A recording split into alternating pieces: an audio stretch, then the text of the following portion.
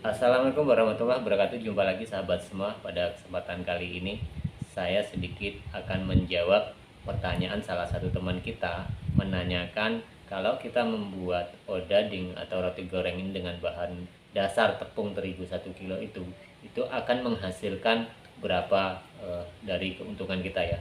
Nah, jadi seperti ini ya teman-teman. Memang ketika kita membuat bahan dasar dengan yang lebih sedikit itu akan sulit untuk mengkalkulasinya. Di sini saya tidak akan menguraikan satu persatu, tapi hanya secara globalnya saja. Kalau dengan 1 kilo itu logikanya seperti ini ya teman-teman. Ketika dengan harga tepung terigu yang sekarang itu di kisaran, kalau kita membeli yang per pack gitu ya, per kilo itu ya teman-teman, yang ada bungkus kecil itu kisaran harga antara 13 sampai 15 kan, seperti itu baru ditepung saja, kemudian belum gula, kemudian mentega dan bahan-bahan lainnya. Nah, kalau kita kalkulasi dengan sekilo itu memang sangat tinggi teman-teman ya, apalagi ketika kita membeli bahan-bahan kue itu dengan per packnya itu seminimal mungkin ya, seperti contohnya pengembang itu kan ada permipan seperti contohnya yang pack kecil ya teman-teman, itu kalau nggak salah satu bungkusnya itu kisaran berapa, 5.500 atau berapa, atau 4 ribuan kan, seperti itu baru itunya aja. Tetapi kan bisa digunakan untuk 2 kali. Tapi kalau kita membeli per saset seperti itu, biasanya kita langsung kita pakai, itu udah anggarannya sangat besar teman-teman. Berbeda dengan ketika kita membuat yang lebih banyak sekalian, itu akan mengurangi anggaran itu. Jadi dasarnya seperti ini ya teman-teman. Yang menjadikan pembedanya adalah ketika kita membuat bahan dengan bahan sedikit atau dengan bahan tepung terigu 1 kilo itu, kalkulasi atau modal kita itu akan lebih besar daripada kita membuat dengan bahan dasar tepung terigu yang lebih banyak. Nah, jadi saya menyimpulkan seperti ini ya teman-teman, bahwa kalau kita membuat 1 kilo itu, ya kita bisa kira-kira seperti ini teman-teman. Dari jumlah bahan-bahan yang kita beli tadi itu bisa anggaran bahan-bahan 25 sampai 30 ribu ya, artinya seperti itu. Nah, kalau 1 kilo pun kendalanya banyak teman-teman. Membuat roti goreng pun dengan bahan sekilo itu akan sangat rumit dan akan menghasilkan lebih sedikit.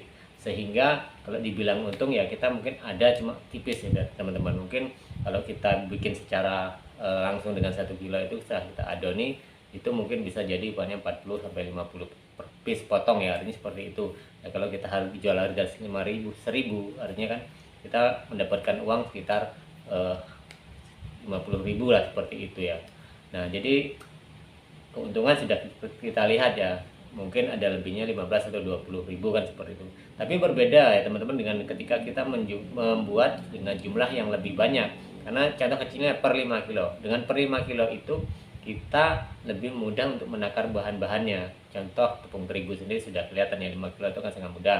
Kemudian gula pasir sendiri, gula pasir kalau kita beli per kilo itu kan sudah kelihatan 15.000 upahnya, seperti itu ya. Kita dengan ukuran kita, standarnya kita itu 5 kilo tepung terigu itu dengan menggunakan 1 kilo gula pasir. Jadi itu udah ukuran standar kita, jadi mudah sekali untuk mengkalkulasinya, sehingga untung kita ketika kita membuat lebih banyak itu akan lebih terasa ya teman-teman. Jadi seperti itu.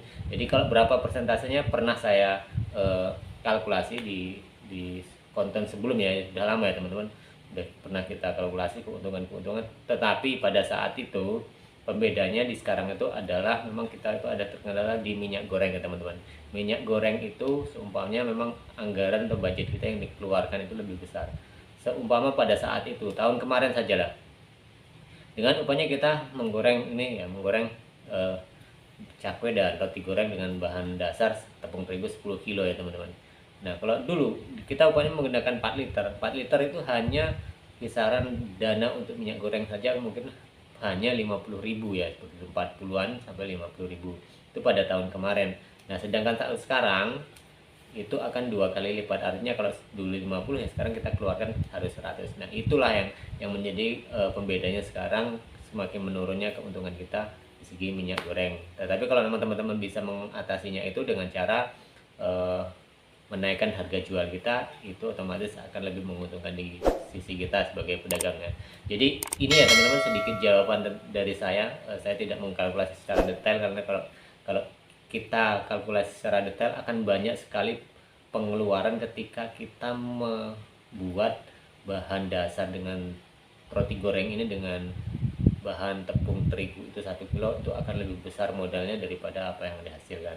Nah, cuma kan bahan tadi ya teman-teman tidak sekali pakai, bisa dipakai untuk berikutnya.